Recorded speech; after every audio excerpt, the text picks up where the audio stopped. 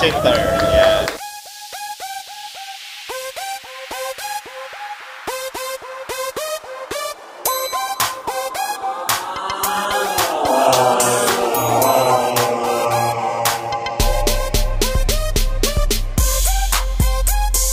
Kasama natin yung content creator. Ayan, meron tayo natin for our PFS. Ayan, So before po yung ating test ride, meron tayo muna tayo. Subukan na motor. So pwede tayo sa ating PFS. So yun po kanina nasabi po ni Steve na magpakonduct po ng ating PFS is no other than a unit leader po for our MC, no other than Mr. JC Coro. So, ito naman itong ipipresent ko. So, familiar naman yung iba dito sa unit natin. Para lang po sa ibang hindi nakakaalam sa mga change point ng Click 160 natin. So, discuss na natin ito sa isa. So, si Click 160 is nag-exist na rin po ito last 2 years ago. So, may mga topic change point. So, yung tagline po for Click 160 is the brand new perfection. So, ano ba yung mga features na meron si Click 160? So, una po, may mas aggressive na decals. Then, yung lighting system niya from headlight, tail light, signal lights are all LED na po. So, alam naman natin, pag LED, matipid po ito sa baterya. Then next naman po yung fuel digital meter panel. So lahat ng kailangan ng information ng rider is lahat makikita na natin sa meter panel. Next naman yung park brake lock. Ano ba yung park brake lock? So ito po yung purpose nito is para siya nagsiserve ng handbrake. So when you park, incline, decline, naglalak po yung rear wheel natin. So meron siyang extra lever sa left natin sa harap ng rear lever natin. Then next we have the USB charger. So previously yung ating mga charger for MC is kailangan pa ng adapter. So ngayon hindi na natin kailangan, USB cable lang yung kailangan natin, makakapag-charge na tayo. Yes. Then next naman po yung large luggage box natin which is 18 liters po ito. So, kasya dito yung half-face helmet po. Then, pati yung mga ibang gamit na dito. Next, we have the smart key system. So, keyless na siya.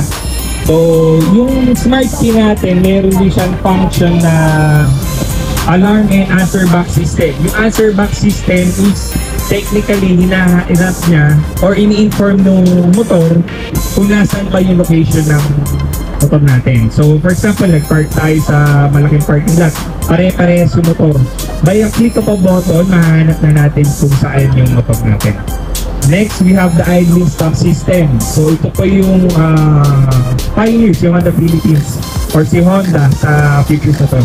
So, automatic po nag-shutdown yung engine natin. Pero technically, hindi po namamatay yung electronics natin. So, engine itself lang po yung nag-idle. Bakit po meron ganito? Para po makapag-save tayo ng gasolina. So after 3 seconds, mamamatay po yung makina. Then konting throttle lang po, makubuhay na ulit ito. Next, yung sporty muffler design natin. Previously, napakaliit lang daw po yung design. So narinig naman namin yung mga suggestion ng mga rider. So binago na rin po natin yung design ng muffler natin.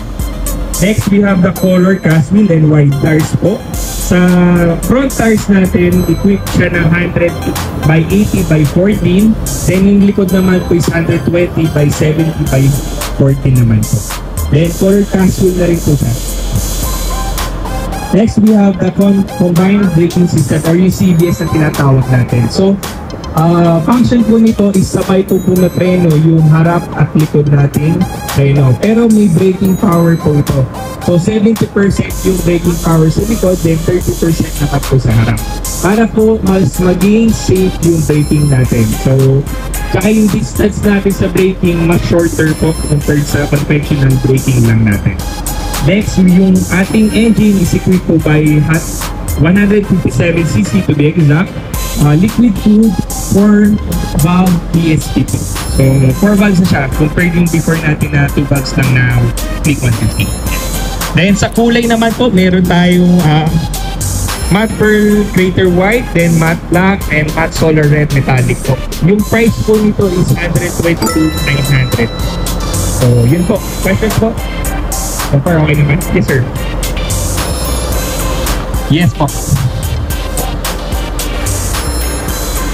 Okay. So, yung purpose po niyan is yung ating kasing sinundan na click 150, same pa rin naman po. Kung magdudual shock kasi tayo, ang meron lang po talaga sa lineup namin is si PCX and ADB lang.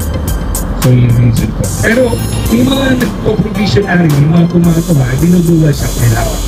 Sa loob po niyan, meron siyang pwedeng kabitan. Pero hindi namin siya ilagay since yung design talaga niya is pang single lang po talaga.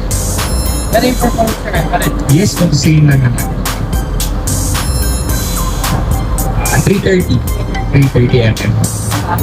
Yes po. Dahil kung click 150 natin, naka 330 na rin naman po yan. Okay, thank you.